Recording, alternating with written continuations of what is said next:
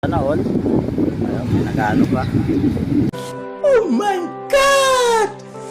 Wow! Ito mga idol, no? Ang dami ng tao mga idol na masyal dito, no? Yan, maganda ng panahon ngayon, wala na yung malakas na hangin at ulan. Ayun, may nakikita pa rin tayo dito nga nakasako mga idol, no? Ito pa rin na mga basura na niligpit ng mga naglilinis dito mga idol. Ayan, dami ng tao.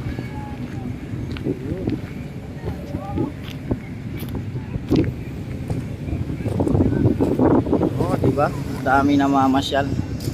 Ito yung iniwiwan ng ligasiya ng ating Tatay Digong, former President Rodrigo Roa Duterte mga idol. Ayan. Ayun, sana all. Ayun, may nag-ano pa.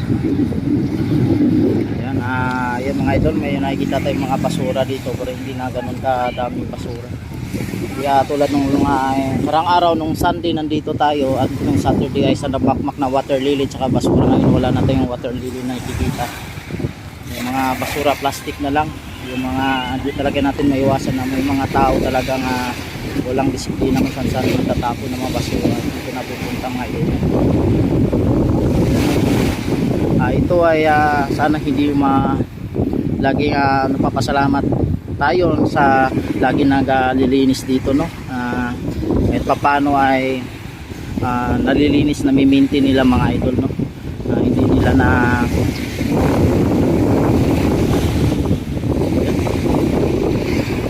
dami na mamasyal ngayon idol, no? Tao.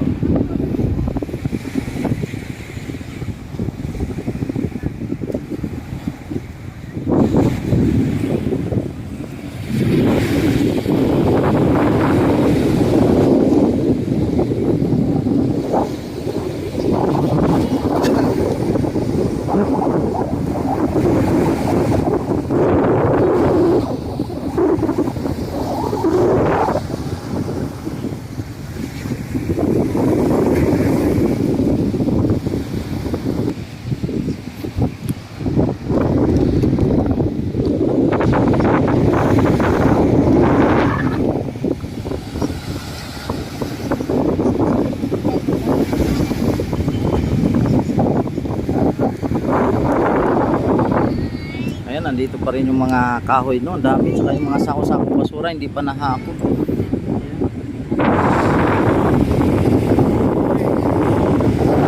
Ayan, tao.